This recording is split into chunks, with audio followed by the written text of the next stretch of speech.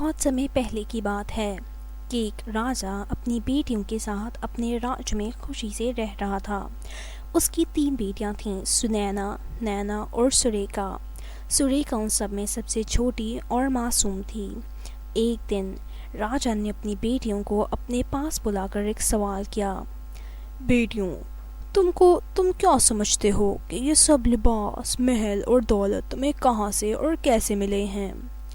یہ سن کر سنینا اور نینا، جو دونوں بہت چالاک تھیں، وہ اپنے پتا کی تعریفیں کرنے لگیں۔ سنینا نے جواباً کہا، پتا جی، یہ سب آپ ہی کی بدولت ہمیں ملا ہے، آپ کے بغیر یہ سب ممکن نہیں تھا۔ نینا نے بھی ایسا ہی جواب دیا۔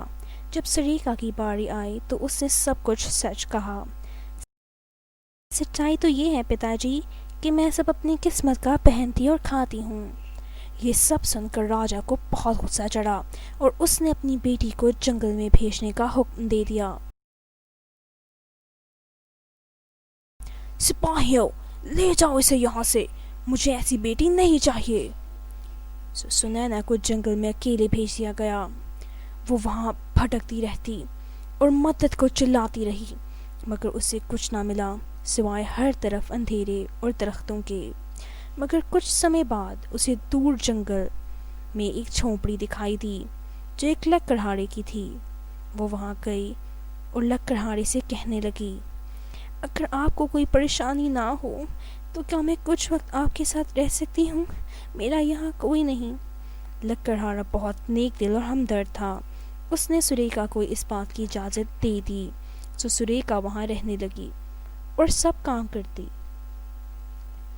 ایک دن لکڑہارے کو کسی کام کے سلسلے میں شہر جانا پڑ گیا۔ اس نے گھر کی دیکھ بھال سریکا کو سونپ دی اور نکل گیا۔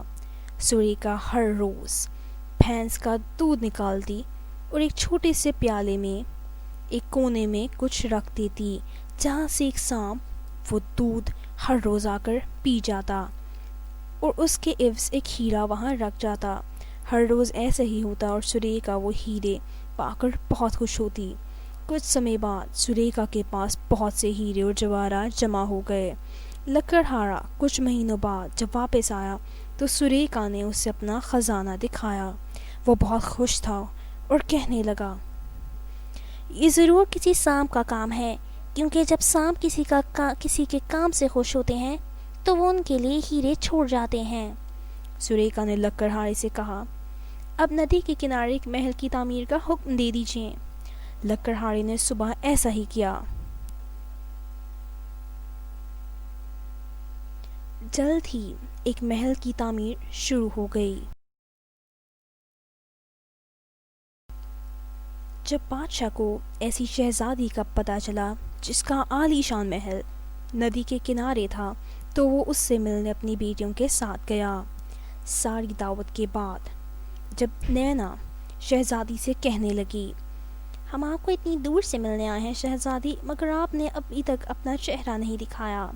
سریکا نے جیسے ہی اپنا نقاب اتارا تو سب چونک گئے۔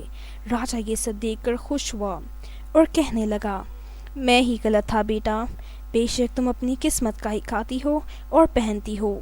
بعد میں وہ سب خوشی سے ایک ساتھ رہنے لگے۔ ایسی اور ویڈیوز دیکھنے کے لیے ہمارا چینل سبسکرائب کیجیے۔ دیکھیے اینابیل اینڈ نن کم ہوم اور پری اور آدم خور،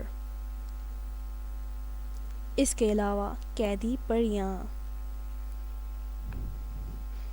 اور کالا جن اور نیلم پری، فیری اینڈ گولڈن پرل، شہزادی نور اور سرکٹا جزیرہ۔ Thank you.